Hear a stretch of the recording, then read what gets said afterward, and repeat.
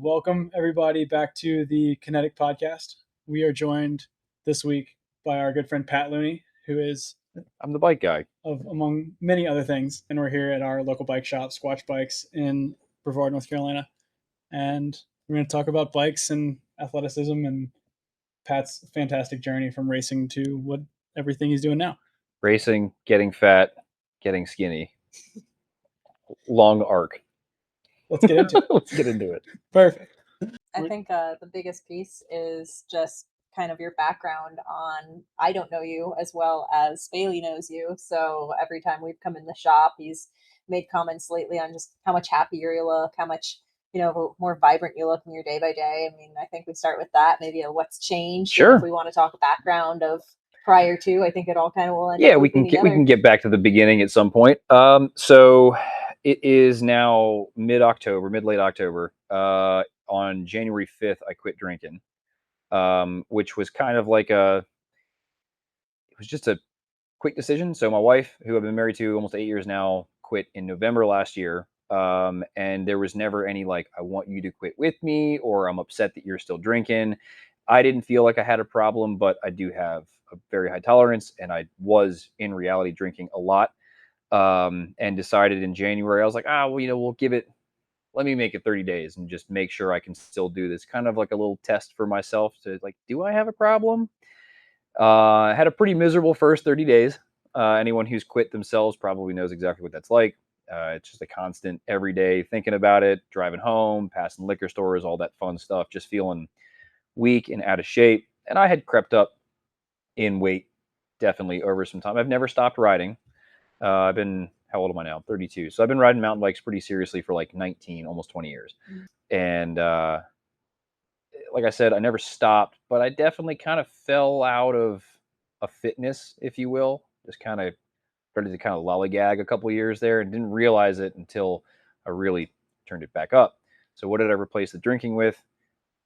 Back to bike riding a lot more. And that's really what this year has been taking that one thing from my life, refocusing that energy. I didn't realize how much it was taking from me into something else. And then I think the real theme of this is that it is a trickle up effect, right? It's like making bad decisions. You make one, another bad decision will follow, and then you kind of justify those by making another bad decision.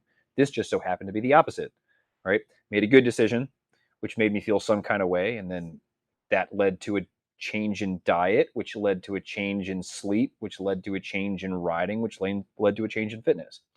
It wasn't like in January, I was like, I'm going to quit drinking, I'm going to lose 50 pounds, and I'm going to ride my bike 6,000 miles this year. There was none of that. It was like, probably shouldn't buy a bottle of booze this week.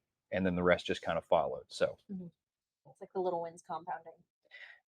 Yeah, I'm not really much of a treats guy, right? Like my wife is very motivated by treats. If you put a treat at the end of something, she'll do the thing, gets the treat, moves on to the next thing. And I don't feel like I'm that way. And from what I went through just from quitting the alcohol, there is no payoff or change for 30 to 45 days. It's just misery.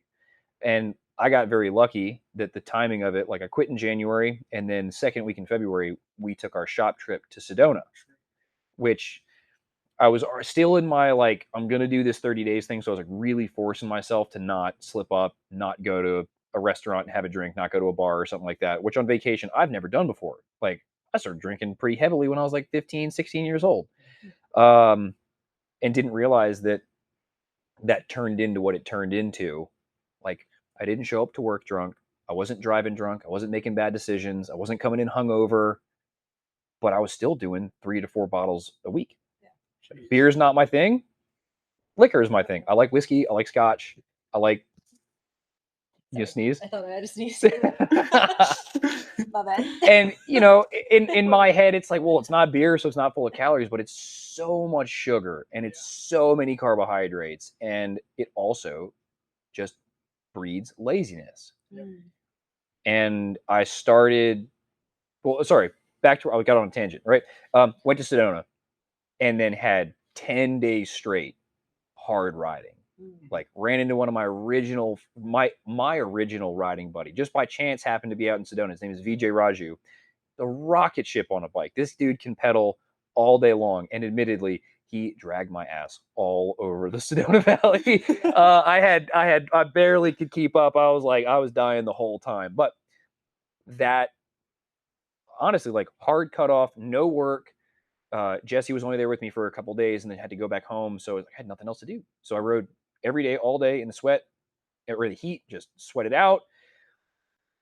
Really went to go just refocus on it, and I haven't lost sight of that since. And I think that is the momentum that I've tried to keep up, because I came back and I went heavy into the commuting. And that was another thing that changed, is I is the little steps of like, well, I only have to get up an extra 30 minutes earlier to still have breakfast, make coffee, ride to work. Riding to work 2 times a week here and back, that's 96 miles.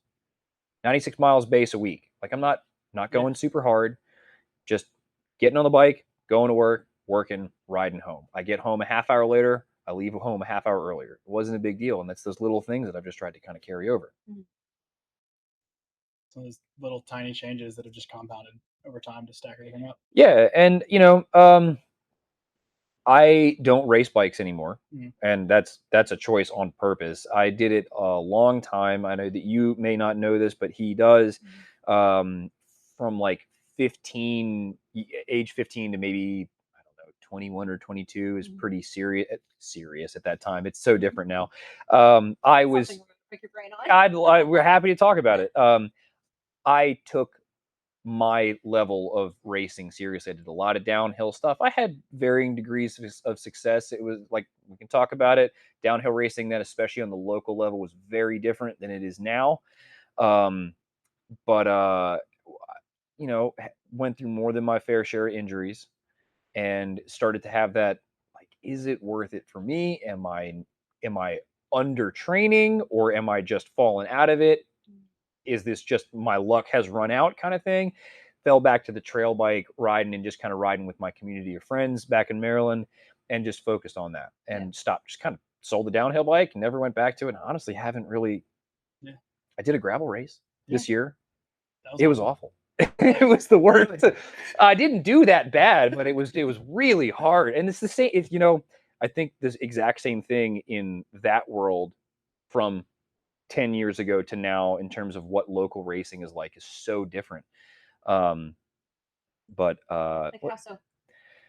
Well, if you want the real answer, when I was racing Cat 1 downhill in my late teens and early 20s, we were all drinking beer and smoking weed, and still doing pretty good compared to the rest of people. Like, yeah, you might not win a day, but like, I wasn't really ever outside the top 5 at some of those races.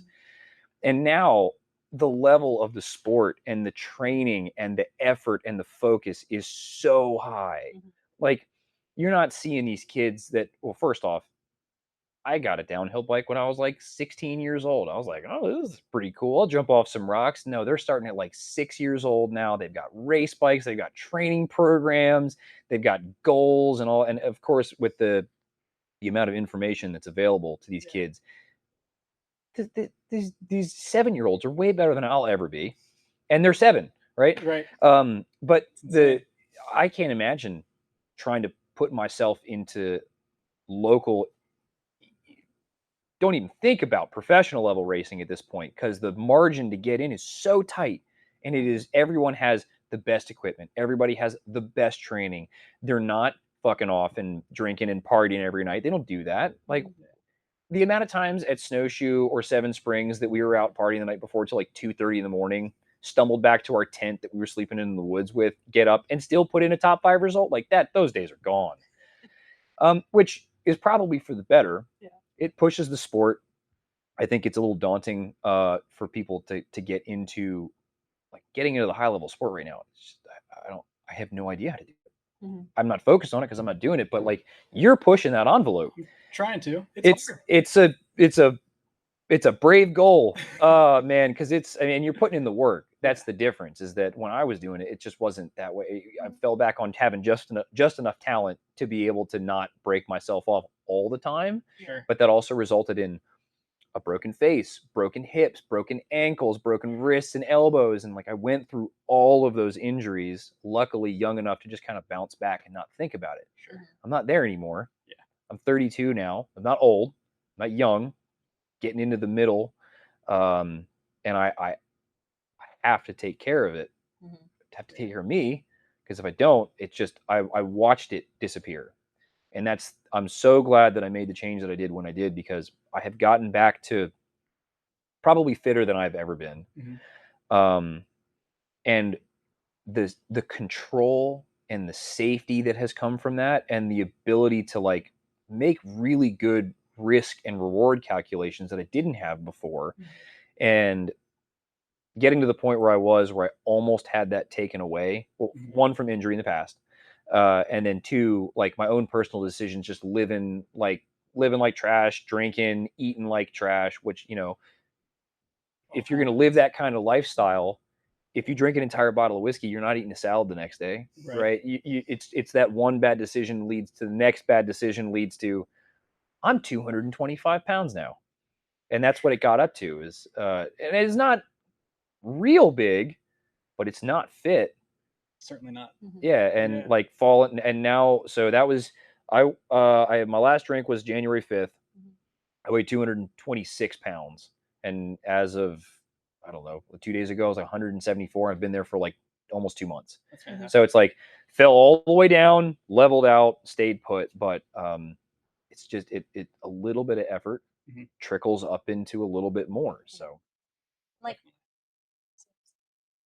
overall, like with that change that you have, how much more do you get to enjoy your activities because of it? Fitness doesn't suck. Exactly. Like I said, there was almost no change for about 45 days. Mm-hmm. And then, like, man, now I'm riding to work and it's not taking me. I would take the straightest route possible. Mm-hmm.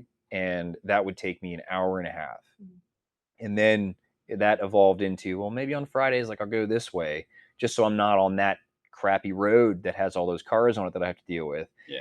And then that started happening in an hour 20. And then 3 months later, you're doing the route 3 times a week that has all those hills in it, and you're doing it in an hour 10. And you've added, so I went from doing like one time to work, just huffing and puffing and being covered in sweat and getting to work and feeling so tired, to 2.5 months of effort. That's it, just 2.5 months. And you start getting to work and you're like, I got here in an hour and 5 minutes. I put in 3 rounds of intervals just because I felt good. I'm not that sweaty. I have so much energy for the rest of the day.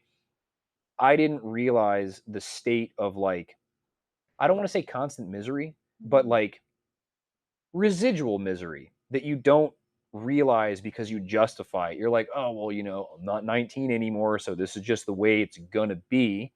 And just kind of putting the blinders on of like, it's not that behavior that's doing it. It's just because I'm not 20 anymore. That's definitely it. I'm just getting old. Yeah, and then you go and get spanked by a 65-year-old dude on a single speed, and you're like, what am I doing wrong? Yeah. And I was never unhappy. I'm a blessed person. I lead a great life with wonderful people. I do what I love. I have the best wife in the world. Sorry, no offense. It's okay, You're wonderful as well, I'm sure. But Who's the best fiance in the world? I have been very lucky to not have to be a miserable person. Like I've made just enough of good decisions to not be unhappy. But that's not to say that like I am happier with the changes I've made. Like I'm through that first 6 months of being like, I'm pissed that I don't get to go do this anymore because I don't have the self-control to do it. On top of the like, you really find out who your friends are. I'm sure. Our society, especially people your age, my age, and a little bit older, like our social circles are built around a bar scene. The even our outdoor industry, like people are hanging out afterwards, and I had to kind of step away from it for a little bit. So there was a little bit of kind of learning who your friends are and who falls away and who stays put. And like, I don't really love camping anymore and shit like that. The weird stuff that you're like, why was I doing that? Was it really just to go drink an entire bottle of scotch in the woods with your friends? But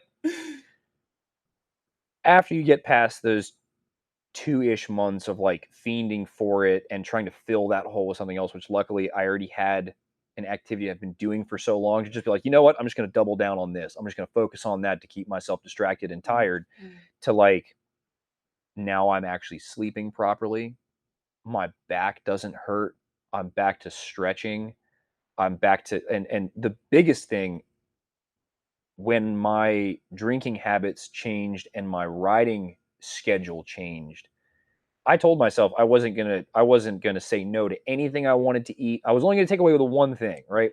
It's like, I'm not into abstinence for anything. It's just not my way of thinking. It's like, but unfortunately, I don't have the self control to do that. So the alcohol has to just be a wipe. But I was like, if I want sugar, if I want food, if I want fried chicken, whatever, I'm gonna eat what I want, and it just changed naturally. They Right? really change your cravings. Exactly. So like in the morning when I wasn't waking up after processing all that alcohol, waking up at 2 or 3 in the morning because you've metabolized it, now you're just awake.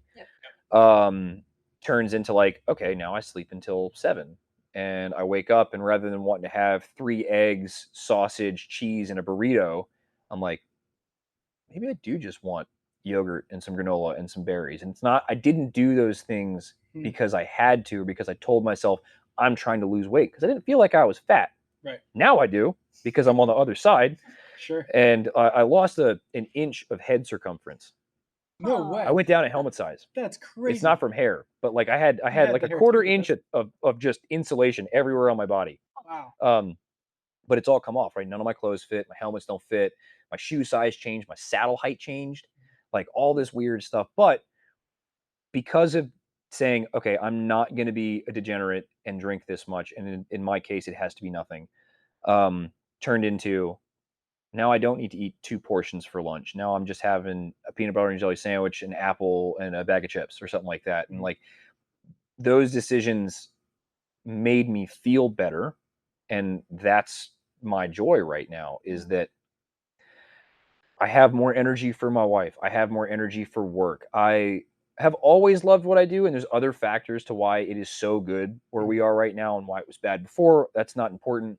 But I didn't realize the change in myself until people like you came in and were like, what happened? Why are you so happy? And I'm like, was I an asshole before? And I know I have my tendencies, but moments, but no, not necessarily. And that's when, like you were saying, I never would have gone like, dude, Pat, you're fat.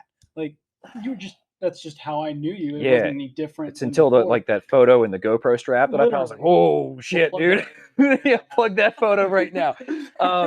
But you know, it, and I think we were speaking about this earlier. I have a pretty morbid view of a lot of things in our world, and I have a pretty big opinion on laziness. And like, I didn't realize that I was part of it like I was, until I took a step back and was like, oh man, I talk a lot of shit about people who don't do anything, but then at the same time, I've been over here just like, no, I'm not going to go for a ride. I worked today. I'm just going to go home and drink. Or like, it's kind of cold outside. I'll ride tomorrow, which means I'm not going to ride to work for 3 weeks. And like, it takes one time in the morning when it's 38 degrees outside and you're like laying in bed and your fingers on the snooze button to be like, you know what? Just get up, go get your clothes on. Like, we're so lucky today to have the stuff that we do. Like, I can ride my bike down to 0 degrees. To tie into what you guys are doing with KinetiQ. Yep. For people like me, who it's very easy to get stuck in a routine of like, I'm not unhappy, I'm not lazy, but in reality, you're putting a lot of that stuff off because it's good enough now. You don't realize how quickly we deteriorate as people into like, oh, now I've got knee problems. Now I can't ride. Now I can't do anything.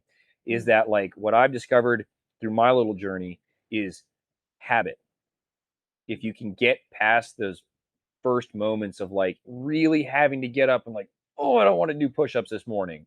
I don't want to do the shoulder band stuff I have to do to keep my shoulders in their socket. Like, when you get past that, like, let me get myself out of bed drag, and it just becomes routine. Like, I've ridden my bike to work at least 2 times a week, every single week since January, except for there's probably 1 or 2 weeks in there that Sure. didn't happen. But that's 100 to 150 miles a week that I would not have done just with a month and a half of effort of like, just get your ass out of bed and go do it. Mhm. And I know that everything that you're going through with Yeah. your training regimens, like it needs to become habitual. Yeah. And I don't Exactly. have anybody holding me accountable. It's just Right. me. And now, luckily, the benefits have showed up. Like there was, like I said, 30 to 45 days of like, Mhm. you're still 225. You're still out of breath. You still feel like you can't keep up with your friends of the same age. And then it just starts to fall off. And then like, weird. Now I can just keep my heart rate at 160 on the road forever. And I can recover after a heavy sprint. And this climb I'm doing up over Jeter on the way home for the second time this week, I'm like, is it actually that bad? No, I feel pretty good at the top. And it's also like I'm trying to pay it forward, right? Mhm. So like my young coworker Corey grew up in mountain biking. Mhm. It's all she's known. She's very lucky to have been able to do that. She's a great rider. But I was like, get a gravel bike. Just do it. Just come with me. Yeah. And then that turned into like her first monthly goal of like, if you make 200 miles, all you have to do is 50 miles a week. Yeah. Like, you can do 50 miles a week. And it happened. And she's noticed these changes because it's become habit. Yeah. And it's cool to see that in somebody else. And I think that's kind of what's keeping me in it, is like, now I've seen the payoff. I don't want to go back. Yeah. Fear is keeping me Sure. here. Yeah. But I do. I mean, it doesn't make any sense, but you put in the effort and you have more energy at the end. Yeah. I think is really my main benefit. And like, to be clear, the whole part of what you're feeling isn't just about cutting off the alcohol and having more energy from that and making the decision to go on the rides and having the energy during the rides. It's about what it's doing for your everyday life, like your mood, the way you just carry yourself through life. It's Yeah, I mean, 1,000%. Yeah. I feel lighter, and I don't Mhm. mean physically. Like Mhm. I think men are very simple creatures, right? You give us a goal or a sport or something to be better at, and we get something to be better at, and then I have a good place to go home and fall asleep. Like, I don't need much more than that. But yeah, allowing myself to say, you're not where you need to be. You did this to yourself from all of your own decisions, and you just need to put in the work to do it. I feel lighter everywhere. I know that, like, there was a moment there in that first 30 days when I quit, where I was like, oh man, like, did I wait too long? Did I miss it? Am I ever going to be able to get back to where I was? Like, because if I had gotten to month 3 and had seen no changes, I would have fallen right back off that wagon. Yep. But because people like you guys and myself are lucky enough to have a sport like we do, or whatever your sport is, like, it could be rock climbing, it could be running, it could be swimming, whatever it is. If you have that physical activity that you enjoy enough to ignore the work aspect of it, like, because, dude, riding a mountain bike up Clawhammer in upper black sucks until you can forget that, like, that's the work. Right. Like, kind of, what's your why is a big question that we ask a lot of people. But that exact thing of, like, the only people I know that are able to go to the gym and be just gym rats consistently are in it for, like, the science or the sport of physique and muscle building. Right. Nobody likes just going to the gym. It sucks. Like you're saying, it sucks. Like, I have not seen the inside of a gym in probably 5 years. and you're in great shape now. I'm in good cycling shape. Yeah. You take care of yourself. You talk about the resistance band for your shoulder. You talk about your daily regimen that you do to take care of your body, to make sure you're at least taking care of it. Yeah, and that's unfortunately a bit more of the mandatory side of things. Sure. So, like, I know that you've been through injury. I don't actually know if you've definitely, you just did your whole knee, everything, right? My spine is fused. That's what I'm talking about. Yeah, so you get it. I have to be fit, Right. if I want to live. My whole body is mandatory. And like like I said earlier, when I was racing downhill, you can kind of just fall back on, like, base skill set and kind of ignore the rest. And the problem is that mentality caught up with me. Yeah. Is that you have one or two of those crashes where you don't realize how much damage you did. And then I'm still like, oh, gym's stupid. I hate going to the gym. And then 34 left shoulder dislocations later. Jeez. I don't know why it took me so long, but 34 times this shoulder has been completely out and fully separated. Only one time did I get surgery because I broke the bone on the top. But Jeez. I don't know why it took me so long to go see a friend who is a physical therapist, and he helped me just put myself back together. And I've stayed on top of that. And lo and behold, 10 minutes of effort every morning. It's not even 10 minutes. It's like 3.5 minutes of effort every morning. All it takes. I can make mistakes again. I was at that point where, like I said, falling back on that base skill set of like, well, I'm good as long as I don't move my arm like this and this at the same time. And it's mountain biking. You're gonna make mistakes, Right.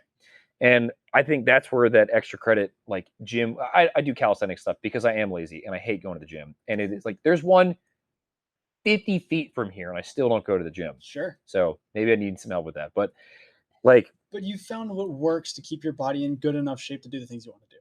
Yeah, absolutely. Some people that looks like a gym, like I'm trying to train to race.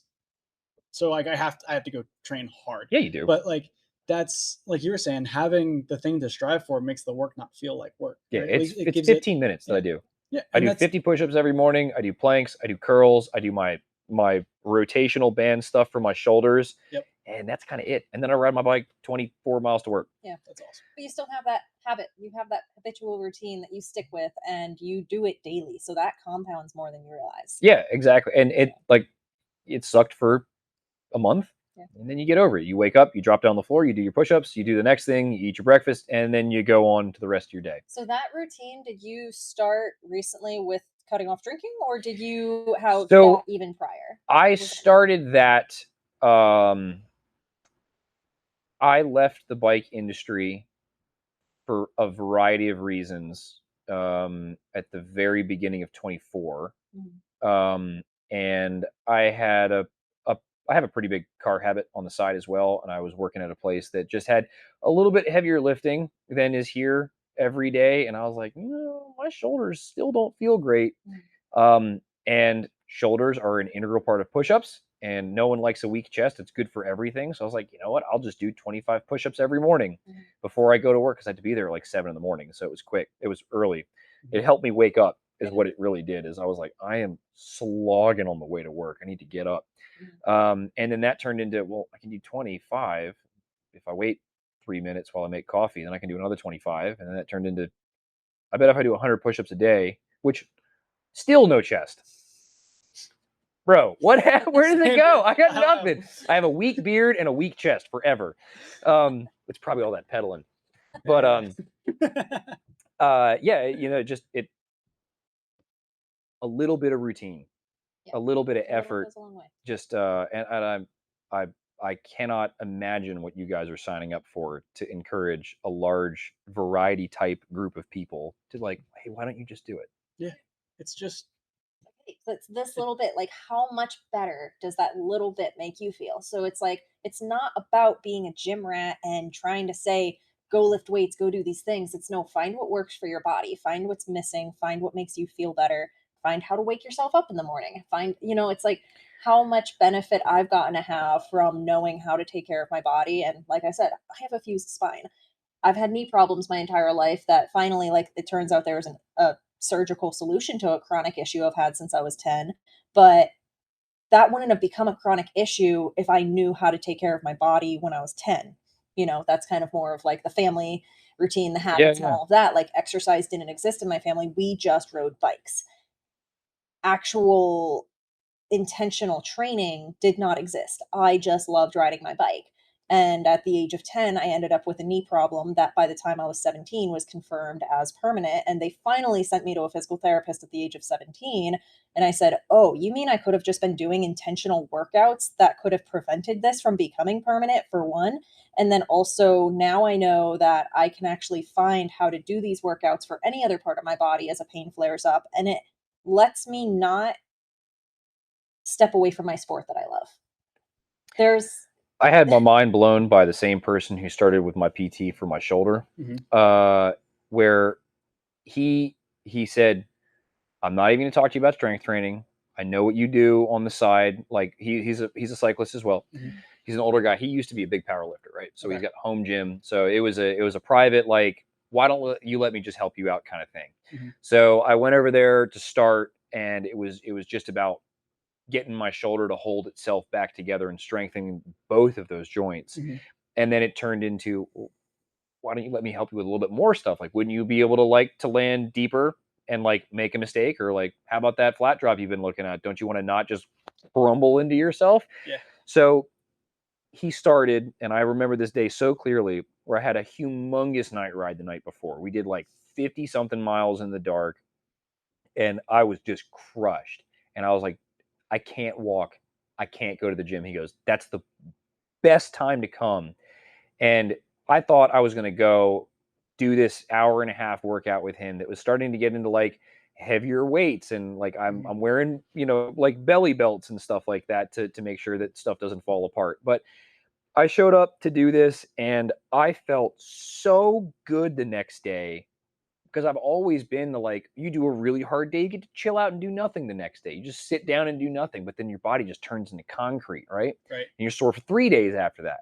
But I went just so tired, and I left that gym feeling kind of buzzy because I didn't have much blood left in my head. But like the next day, I felt so much stronger.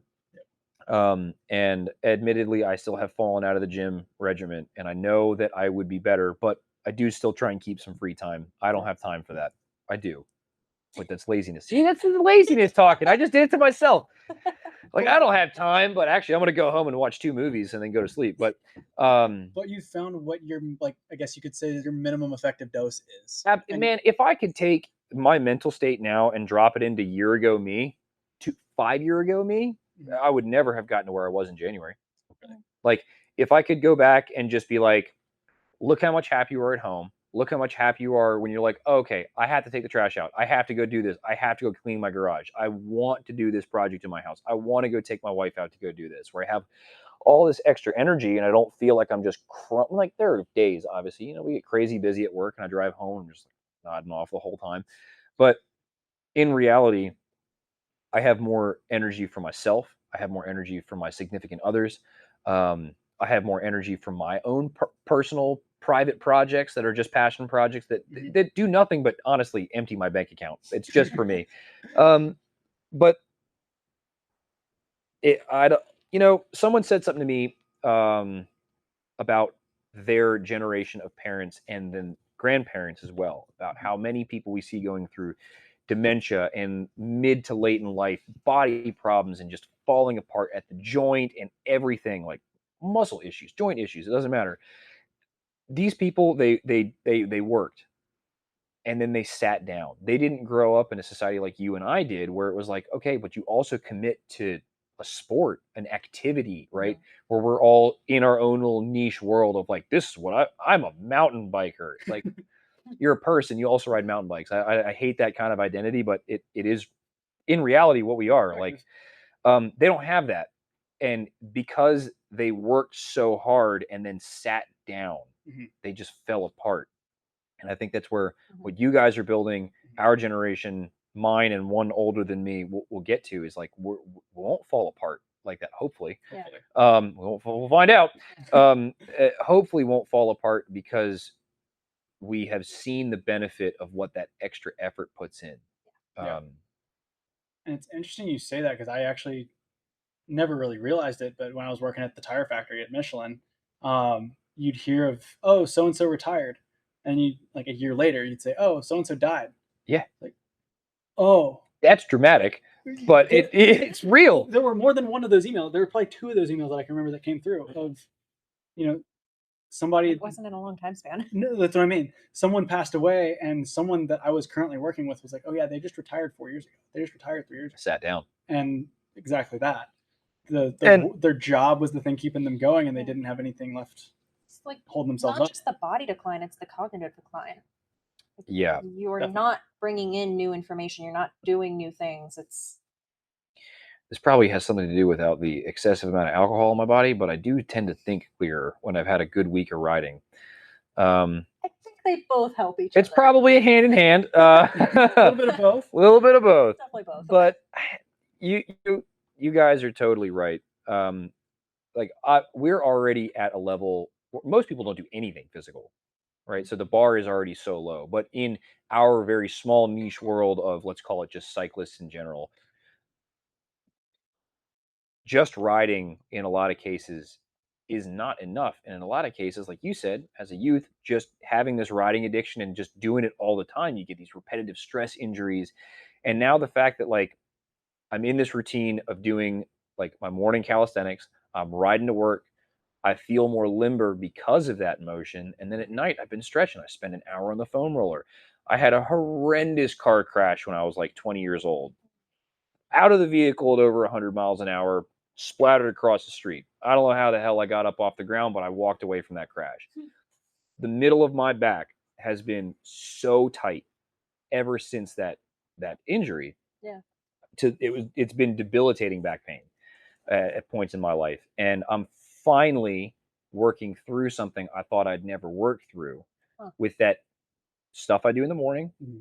Riding to work on a bike that genuinely is just a bit lower in the front makes me stretch my back, because I just can't be in that position if I'm rigid, just 2x4. It doesn't work. But I do my stretches at night, hot shower, and I'm on the foam roller working through this, and I'm finally at like the base tension of this back injury, which feels bizarre. Like I can 20, like 10 years. years. Yeah. I didn't even think. I was riding home the other day, and I'm like, oh yeah, that giant car crash I had is probably why my back still hurts. Because like I remember the 3 weeks after, and we're very good at just like pushing that out and ignoring it, and rather than focusing on it, man, I should probably do something about Your body this. holds that trauma. Your body physically remembers. Yeah, and like I finally went to another physical therapist who has a deep tissue massage background, and got in there and was like, what is this sheet of awful in here? It's pretty much spine, shoulder blades, death. It's everything in between is just rock solid. And it's been that way forever. I just have never dealt with it. And now I'm working through it. I'm like, man, I like drop my stem a little bit. I can move around, I sleep better. Yeah. I'm down to pillow size. That's cool. Nice. But All the little things. it is, and they add up. And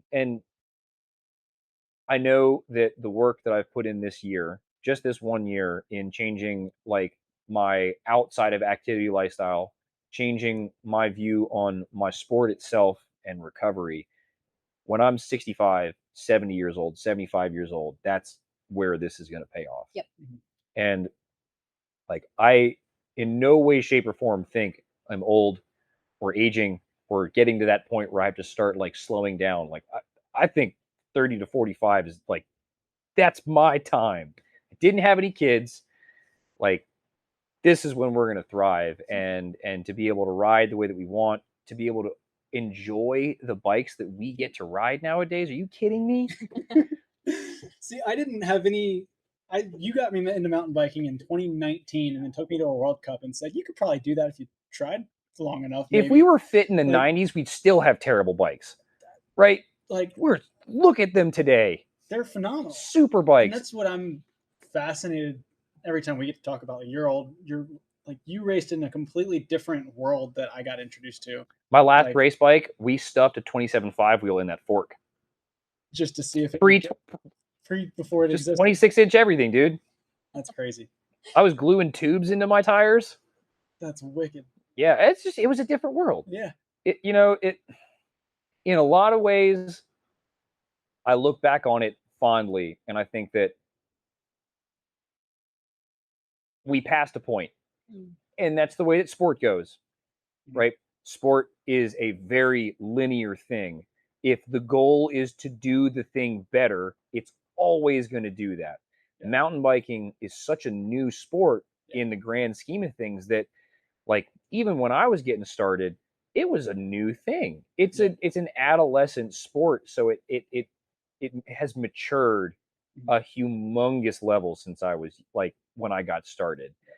There was I think it was more fun because it was a little bit less serious, but at the same time, we couldn't do the things that you can do now. The way that I can ride now, the way that bikes are, the way that bike setup has progressed and stuff like that, I am a way faster bike rider than I ever was when I was racing.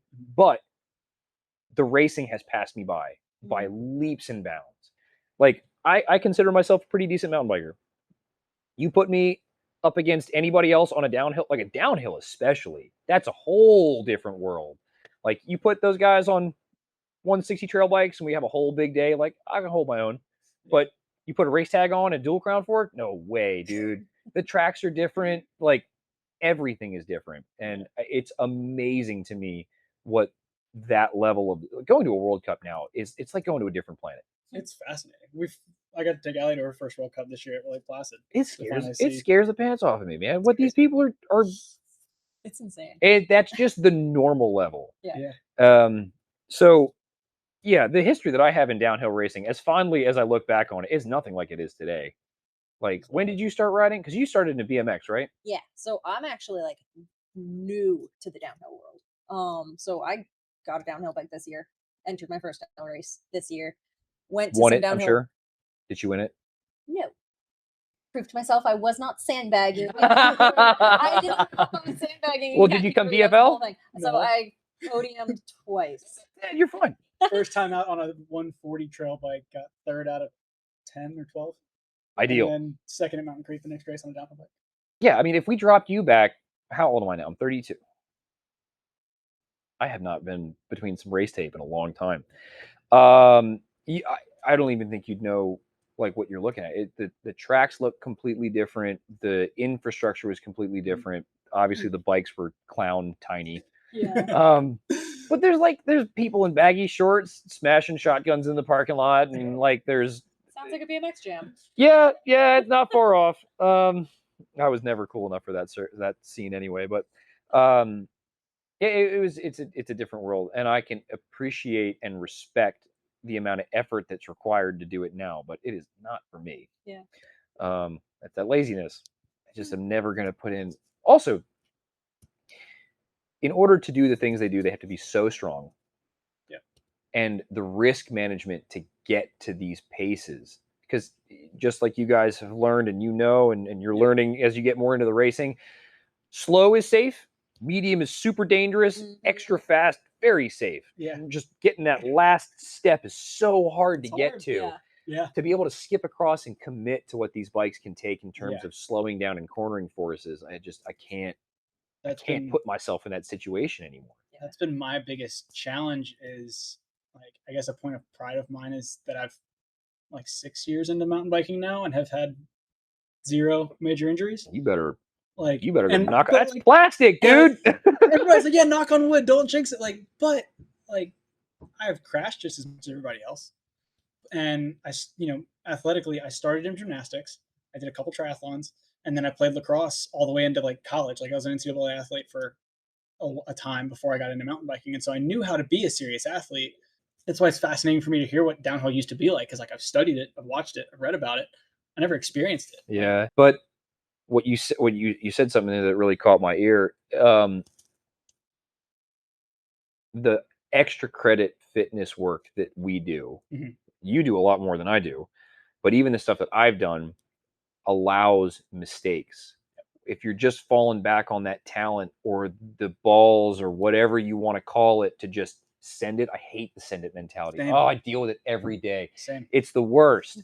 It's so dangerous and it's so short-lived. But like the people, it could be free ride, it could be cross country, it could be downhill, it could be anything.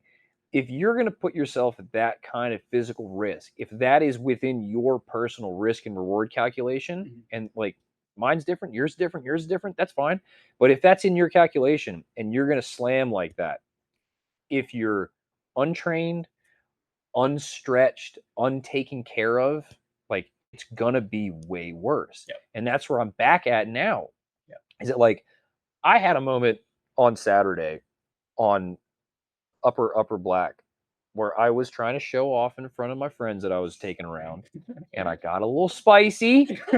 I may have been on a mid-spike tire in the hard pack that I shouldn't have been on, and the front end just off the track it went, and I had to do, for the first time in a long time, like a high-speed bars under the legs, like I'm out into the woods.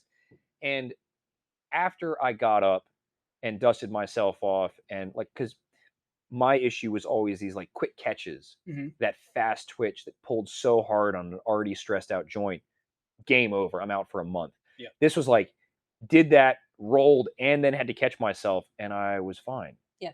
And it's not because I slammed any less hard. Like, I made the bad decision. I took the risk. It bit me in the ass. But because of maybe 50 pounds less is exponentially easier to hit the ground, my stopping distances have just shrunk. Oh, I bet. 50 pounds. Yeah, I didn't either.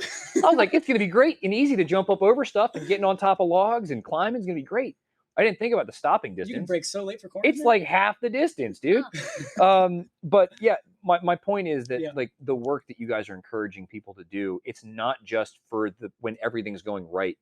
It's in those moments when, especially in mountain biking, we take the dumbest risks, as that's the fun. Yeah. And absolutely, as good as you are, whatever your calculation of risk and reward is, it's eventually gonna bite. And if you have put in the work, it's better. Yeah. And like a year ago, if I had had that tussle, I wouldn't have ridden bikes this week. Right. Yeah. I would have been off in a bubble bath, being sad about stuff, creaking like an old door. And that's the thing, is like nothing you're doing to keep yourself in this condition is that crazy. It's really okay, and that's the frustrating part for me. Yeah. Is like, it's gonna sound so privileged to say it's so freaking easy. The minimum effective dose is real.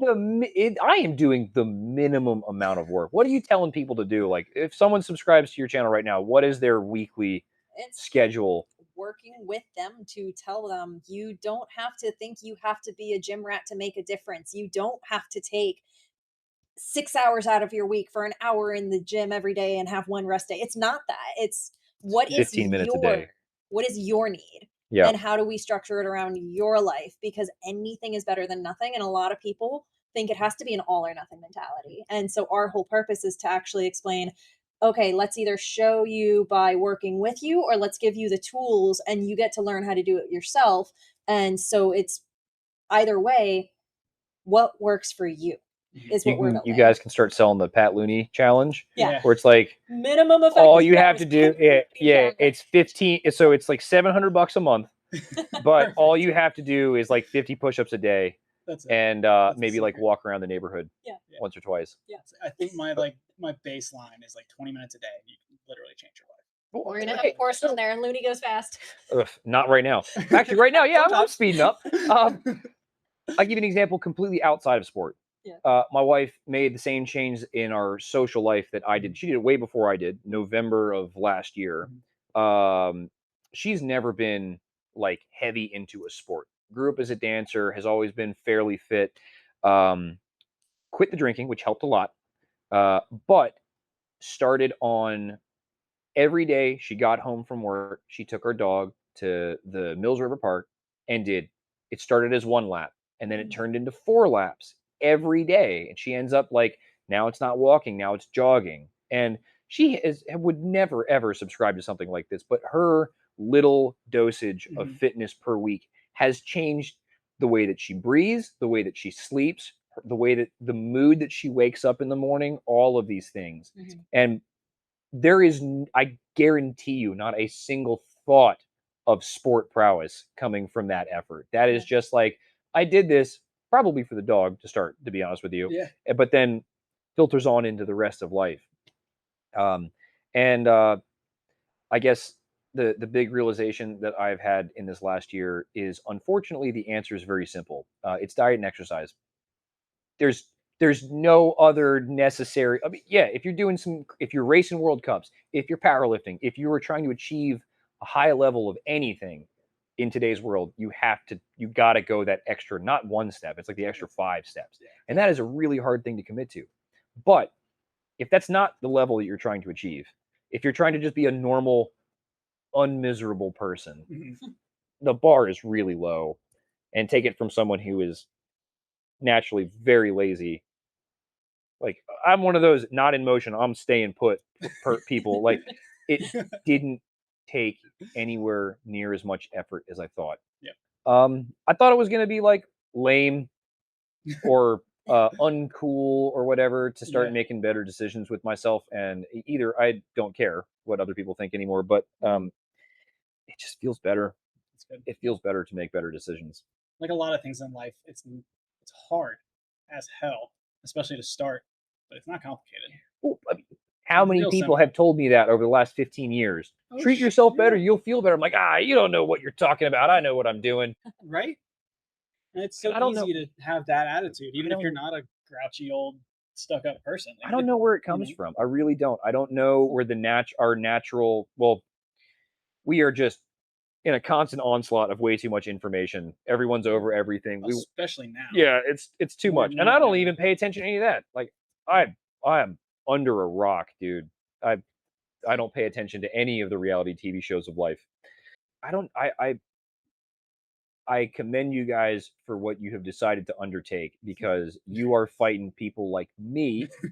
Before I was like, maybe I should get my shit together. But if you can figure out how to just curb the natural human instinct to just be like, I'm tired, and just want to hibernate, especially in weather like this. Like, tomorrow when it's 37 degrees and not raining, I'm riding to work, and it's gonna suck for about 4 minutes, and then it's gonna be great.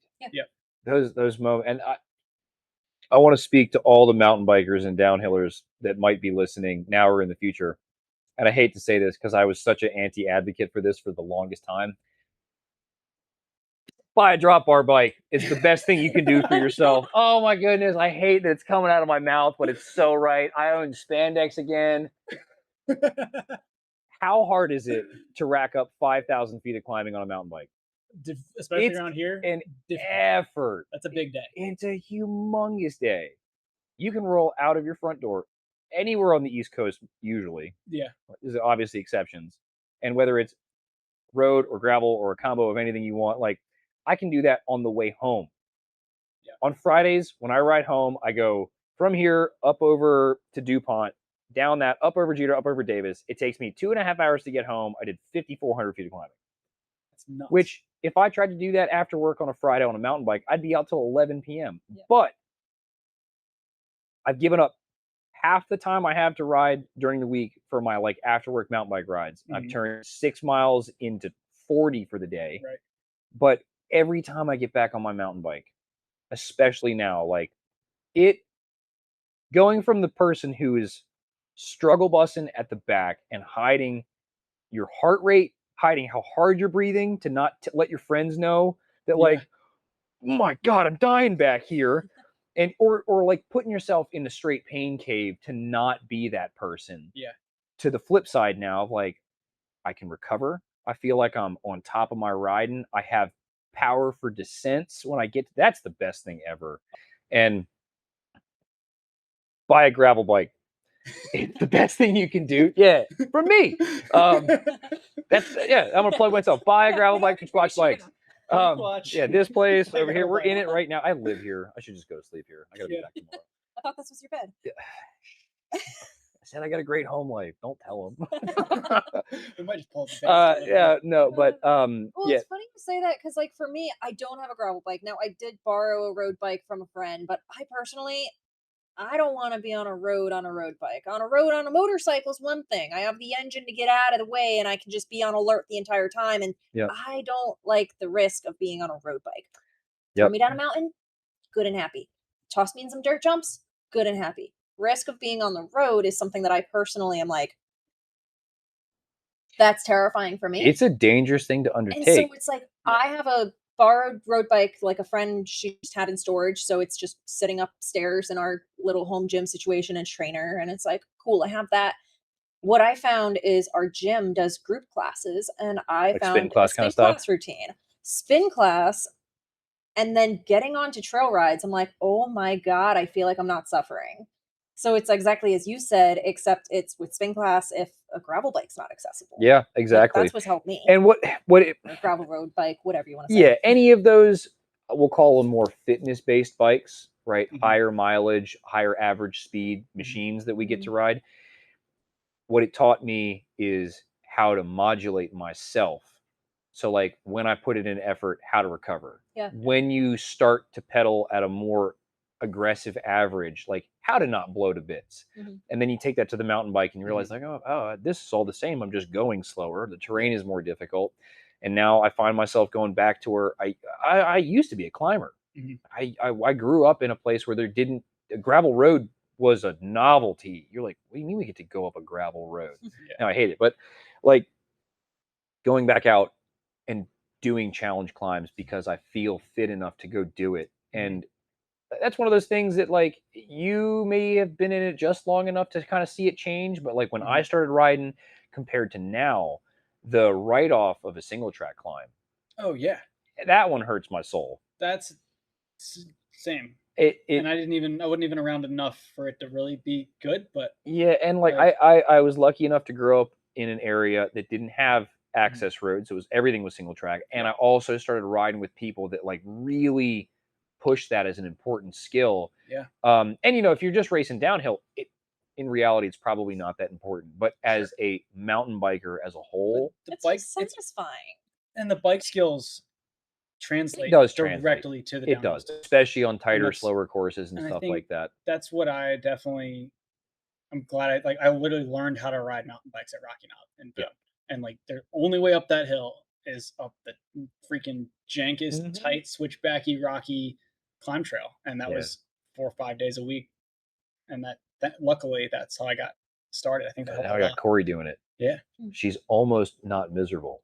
Dude, that's awesome. It went from misery, to like hiding that she was miserable to almost not miserable. I think we might almost get into fun territory. She might start hiding that she's excited. She's gonna get good at it too. Short people, really good tech climbers. I believe it. There you go. But yeah, like when I'm actually feeling strong, if I have the leg power, like tech climbs I can do no problem. But it literally takes having that extra work. So if you don't do it, you don't do it. If you don't train for it, you can't do it. Yeah, you can't just pull that. You can't fake that one. Yeah. There's no talent to fall back on that one. Nope. Heck yeah. In general, like it's the biggest thing is just finding like what drives you to keep yourself moving and like finding the appreciation for what your body can do is kind of. I wonder if most people haven't experienced what fitness or lightness or any of that feels like.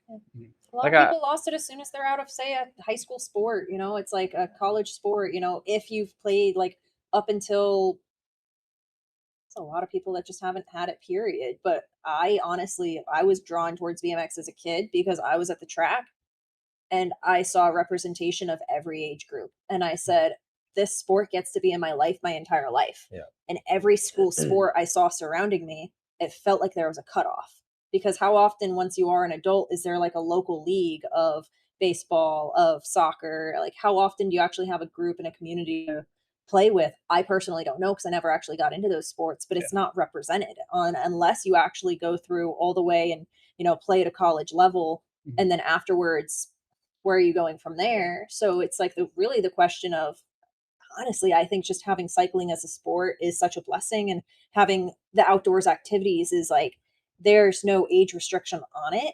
Well, that leads me to a thought that I have had to confront a couple times in my life. One was young when I broke my hip. I was like, I'm never going to be able to do that again. Stuck in bed for 3 months. You go to some darker places, right? In the brief moments of coherence flying through the air in the car, in the air, before I was knocked out, I was like, probably not going to be able to ride a bike again. In January, coming to terms with where I was in terms of physical health and fitness and mental state and everything like that, my point is everyone's going to be bad at it to start. Whether you're coming back from bad decisions or injury or something else, that's a difficult road, or whether you have not done anything like this. Because I feel like I'm hoping that you guys can reach a clientele base. It's like, I haven't done anything since high school. I'm 40 now. What do I do? We see these people every single week. Yeah. If I can do it from as lazy and as overweight and as bad decision heavy as I could do it, so can anybody else. Yeah. Right. It makes me think you joked in the beginning of like, oh, it's just a cult. We're like, it's not a cult. Oh, it's a cult. And it's a cult. The joke. Whatever. It's not a cult. We're leaning into it. I think it's funny. I had an epiphany at one point. You know, we're working through all this paperwork and these ideas of what we're brainstorming. And it's like, okay, well, if we're actually looking to reach the general public, we're looking to actually get out of the scope. We're not looking to stay in the niche of, you know, cycling specific, mountain bike specific. I am a person of everything. Like it's a good focus just to get, you know, the name out there, the everything out there, get it off the ground, all of that. And of course, it's important to have a specialty. But the biggest thing is this is more of a year, like we're looking 12 months ago. And it was more of, we both have this idea. How do we actually bring our two separate, or sorry, we each have our own individual ideas. And what are we doing to actually like bring this idea to life and actually realizing that we align enough to make it one big thing instead of us have our own separate things that are already so closely aligned. Okay, we might as well bring it together. And so we're brainstorming on what's it going to be and all of that. And we have the joke going on with you of like, oh, it's not a cult. And then I say to him, I was like, okay, if we are actually looking to get your general public more active and realize like the benefits of movement, the benefits of what this does for your everyday life of just having the thing that drives you and keeps you motivated and just keeps you wanting to do it rather than feeling like you have to do it. It's like, hey, wait a minute. Why did I get into BMX racing? Because my parents drove past the track and eventually got interested by it. Was, you know, they were able to stop and look at it. And it wasn't just a kid's sport. It was represented at all ages. And they realized, hey, wait, adults can do this too. And so my parents brought us out to the BMX track in 1999. I was 2 years old. And they realized they get to do this too. And it stuck with the family through my entire life. And so it was something that we got to do together. And that's something that's represented in mountain biking too. Of you can't bring your kid to your baseball game, to their baseball game, and get your workout in. You know, sit and watch. So it's very much like, what sports do the parents have to sit and watch? And what sports do the parents actually get to be active with the kids, even if it's not at the same level, because the kids end up surpassing the parents' level, but that's okay. Well, especially now, but like we're seeing this, they just finished the Hendersonville bike path side of things. We are seeing, I live right there. I ride it almost every day, the first half of my commute. The amount of people that probably haven't been on a bike, if ever, or at least in the last 30 years, that we're seeing either pull stuff back out or go and buy new bikes. What we're talking about doesn't have to be a hard thing. Yeah. What we do is so unattainable for so many people. Like the sport that we play at is a difficult thing to get into. It's a difficult thing to comprehend, just like a lot of other high-end stuff, right? Absolutely. But it's that level of effort per person, right? It can be, wow, I'm seeing families have a good time on this bike path. Maybe I should ride around. So we're seeing people that are 45, 50, 60, 75. I sold bikes to 2 80-year-olds last week. No way. That's amazing. They were e-bikes, but who cares, right? They are not sitting on the couch. They're going to improve and extend their lives. And I can't imagine what that change feels like. They both told me that they're like, we don't do anything. Like, we feel ourselves falling apart and just crumbling into nothing. We didn't have this. Can we go do this? And nowadays, there's always a path to it, right? So, like, absolutely. Even for somebody like that, like, they're never, ever going to probably even watch the things that you and I do. That's not the point. It's that they've now put in that effort twice a week to get out, get the bikes on the car, go down to the path. They roll one way, they roll the other way. That's way better than nothing. I bet their quality of life has doubled. I believe it. Right? With the small, think that's what you guys are building is an effort to revolutionize effort. Yeah, Right? movement. Yeah. Just Go go outside do and it. move. Do it. Yeah. Do You anything. don't have to be a psycho and throw yourself off a mountain like You have to us. fight video games and Yeah. Well, that's internet the and other all thing that. is like, this is the best video game ever. Yeah. Dude, mountain biking, I'm biased, very, very biased, but mountain biking is the best video game ever. I It get to is go It outside. is the best. It keeps me active. It gives me a reason to train and be athletic. When I left McDaniel, when I left Maryland and transferred to App State, I thought I was like stepping away from college lacrosse was stepping away from my athletic career, my athletic identity. Yeah. I thought like athleticism was over. And then luckily the place I transferred to was up in the mountains and I started snowboarding and rock climbing. And then I met David Powell and he was like, "Hey, mountain bikes are cool." It's like, I don't know what that is, but sounds like it. Let's try it. I had the opposite experience. And literally every step of the way over the last 6 or 7 years, every little bit of fitness I compound, every new skill I unlock, it gets more fun. Oh yeah. It's like it's literally a video game. And all of these sports are like this. It was the same at the climbing gym. It was the same, when I get back into running every once in a while, like feeling like I can run a 5K again and then feeling like I can run 10 miles again. Like those levels keep getting better. It's the same with mountain biking. I never had a way into physical activity when I was younger. I was a nerdy kid, a little bit overweight, read a lot of books. I liked cartoons and jazz music and like fantasy books and stuff like that. And I moved at a young age into a neighborhood where like they were football kids and they were baseball kids, and I didn't know how to swing a baseball bat and I couldn't run. I was really uncoordinated. So like I went out for baseball, failed so bad I didn't want to do it. I went out for football, I didn't even go on the field because I was a scared little kid. I wanted nothing to do with it. And like I couldn't get into I tried hockey for a little bit, but I was never very good at it. And like I thought that maybe sports and physical activity wasn't for me. My sister was a national state champion gymnast 2 years in a row for Maryland. And then has gone off to do all kinds of other great things, double PhD. She's the smart one, tell you what. But she was always like the physical sports person in our family. And I was like, I guess I'll do music instead.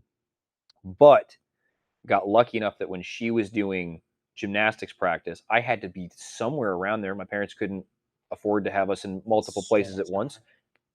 That is the mountain bike trails in Maryland that I started at.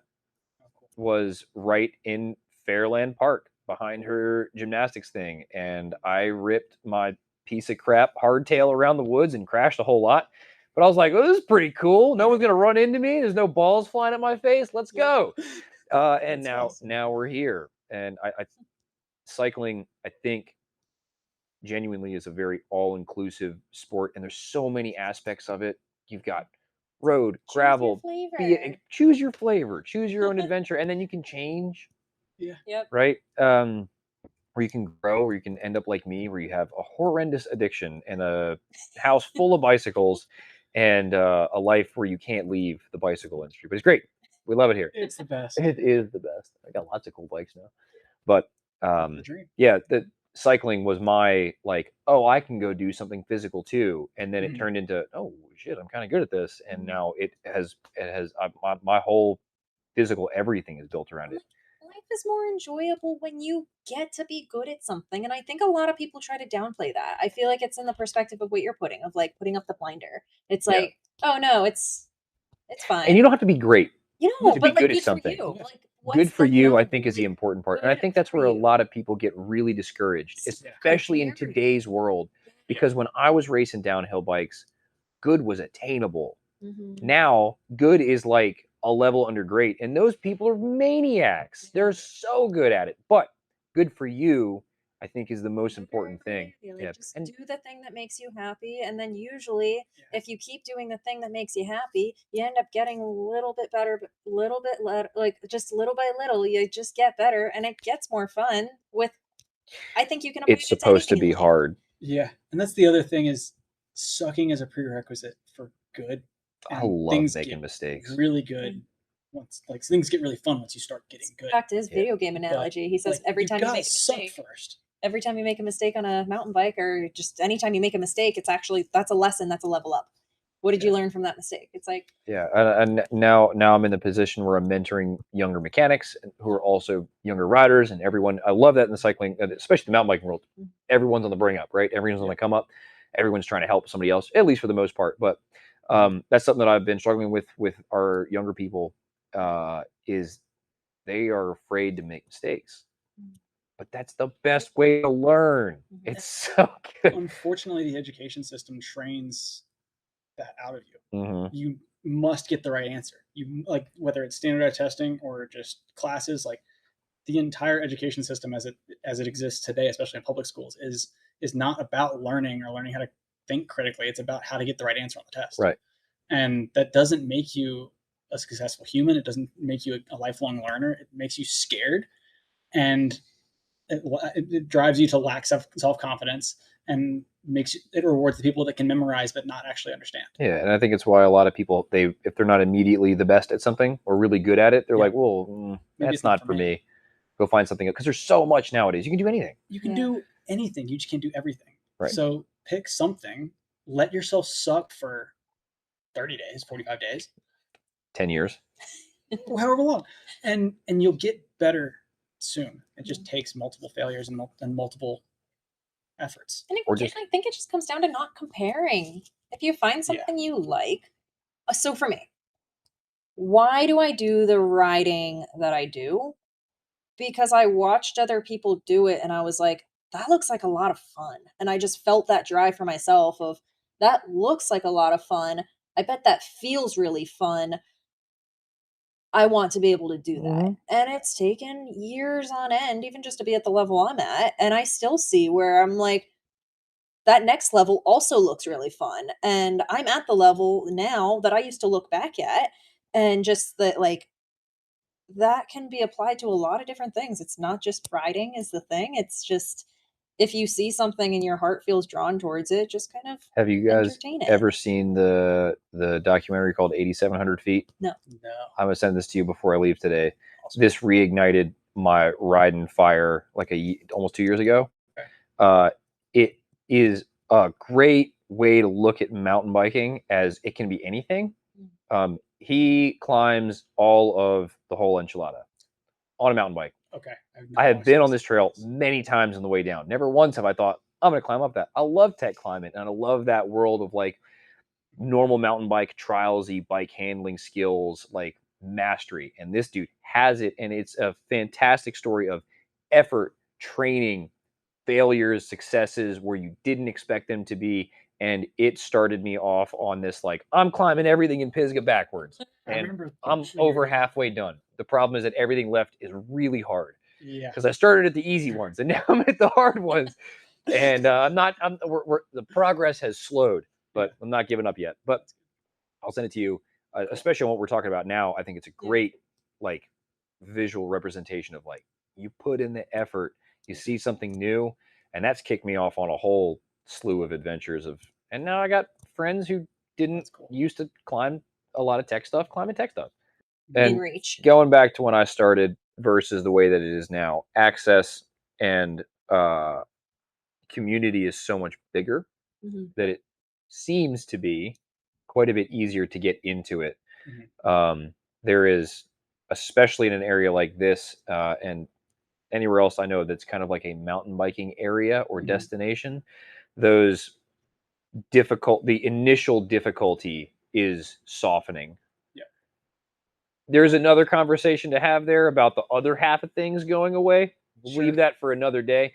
But in terms of what we're talking about, getting out, getting moving, putting in that effort, and finding what your new level of kind of existence and fitness is going to be, it's way easier to get into the sport than it was 15 years ago. Maybe not financially, but access is a big thing that got me into it, because I went from not knowing what mountain biking was to crashing on a rental bike at Beach Mountain to you took me to this gnarly thing in Pisgah, and then we went to a World Cup and like met Loic and Emery and whoever else we ran into that weekend that were just like we're talking now, would come chat with you. And that blew my freaking mind coming from like the traditional sports world of like you'd never run into. I think I made this comparison on last week on my podcast, but it was like you'd never get introduced in basketball. Say It's going to change. I've never seen basketball before. What is that sport like? I don't know. Let's go to an NBA game and see what the pinnacle of that sport looks like. Hey, look, it's LeBron James. Hey, Bailey, how was your day? Are you enjoying basketball so far? Yeah. That's the experience I got from when you guys took me to Snowshoe within 6 months of being introduced to this sport. And that's where your difference is going to be. I'm really curious to see what your podcast in 20 years is going to sound like when you're like, back in my day, we could talk to those people, because that's going to change. It's going to change fast. The change that I've seen. It already is. Yeah. But like, And that part of it is going to get better. Yeah. The people who can come from anywhere and get into this sport to ride what you're riding now, to ride in those local races and the grassroots thing, like that is going to keep improving. Mm-hmm. I do think that the elite half of the sport, or 1% of the sport, is going to slow off into a point that is no longer an attainable thing for most people, or especially to have those experiences. And maybe not. Maybe, just maybe, mountain biking will be able to hold on to its absolute degenerate roots of being kicked out of the roadie cycling side of things and being like, you guys just go play in the dirt. So far, that still stands. Right. And it's still there. And we may always keep that. It's possible. But like, go to a UCI road event or the tour and see if you can talk to one of those guys. No. It was that way before. Yeah. And everything changes over time. And maybe, just maybe, mountain biking gets to stay the one special thing in this world that is the people's sport. But I'm hopeful. But I think back on conversations I had with some older industry, like almost kind of curmudgeon-y people when I was starting in the bike industry. And I was like, what do you think it's going to be like? Where do you think it's going to go? And they're like, yeah. And I said, what I was dreaming it might make it to, we've well surpassed. I have no idea what downhill racing is going to look like in the next 20 years. But I can tell you that the amount of effort to get into the higher levels of racing will get harder and harder and harder and harder, because people like you guys are pushing that envelope for training and effort and fitness. And that's just going to, you guys are part of the solution and part of the problem. Sure. You're going to make it way harder for people like me to get into anything else that goes fast. I want to go do a local gravel race. Yeah. How'd that go? Well, I set myself a goal. I had no intentions of winning, but I did put on my spandex and I did go racing. I was like, my goal is to finish this in 3 hours and 15 minutes. How far was it? It's like 50 miles. Okay. Like 5,500 feet of climbing, something like that. That was a reasonable goal. And I had done that lap in about the same amount of time with some stops, kind of on just like a sight lap. And I've never done an event or a race in the drop bar world. I've worked many of them where I'm under a tent spinning wrenches, but I've never gone to do one of these. And like, gravel used to be, from what I've heard, kind of a fun local thing. It's so serious. People showing up with aero wheels and helmets. It's crazy. But they take off. We are going so fast at the start. I'm in like the front 7 or 8 people, on this peloton that's kind of like a neutral zone before you hit the gravel. They hit the gravel. There's no way I'm going to see them for more than a minute. They're gonzo. I'm in this pack of about 30 people in the front. Someone got sketchy in front of me. I didn't think that what was going to happen to me in this race was going to be a shortcoming of bike handling skills, but it did happen. I went down super hard. 30 miles an hour, right-hand corner, just upside down, full of stones. Got back up, brushed myself off, picked some gravel out, straightened my bars and hoods, and took back off. Had a little, like, mental grumpy, like, you son of a bitch, you crashed your bike like an idiot, and got back on. I ended up finishing in almost 3 hours flat with the crash. So I beat my goal, and I felt great about that. I'm glad I pushed through something like that. I didn't hurt myself. My recovery and training and upkeep allowed me to slam and get back up and feel okay. But the pace of the people at the front, who I've never even heard of, like, I don't know who these people are. They're not like local legends. It's just like some fast dudes who showed up to this gravel event and just threw down. They did it in 2 hours and 20 minutes flat. Oh my god. That's like road bike Cat 1 elite pace from 5 years ago. That's how far it's jumped already. Like, that's a local race. That's not something that's like pushed out all over the US. It's not something like Unbound or a Ride Rock Creek Monster Energy thing. Like, it's not a big race. Yeah. And that's the level it's at.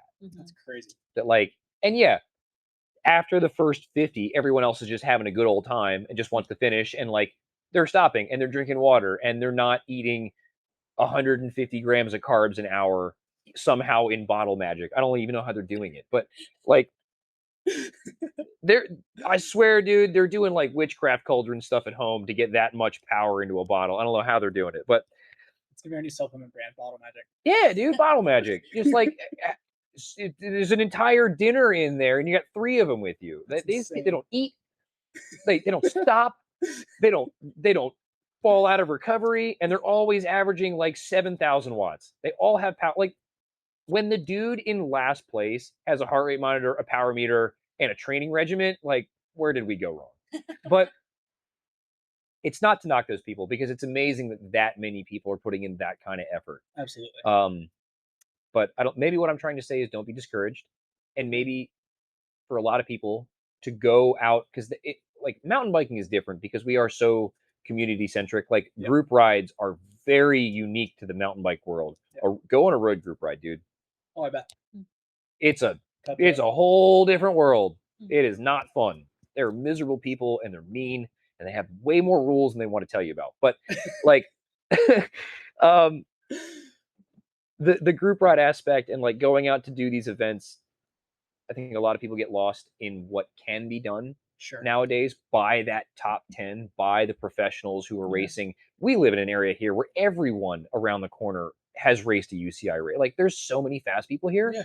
Our gauges are off, but it's still okay. I ride with Chris or Luca or Asa at Rock Creek, and it's like, that's an unattainable goal, right? They're superhuman. It's still an achievement, and it's still worth pushing yourself to go do the short lap at a race like that. Like, yes, they're doing 60 miles in 2 hours and 15 minutes. That doesn't matter. Go do the 20-mile thing. Get like what's your mountain?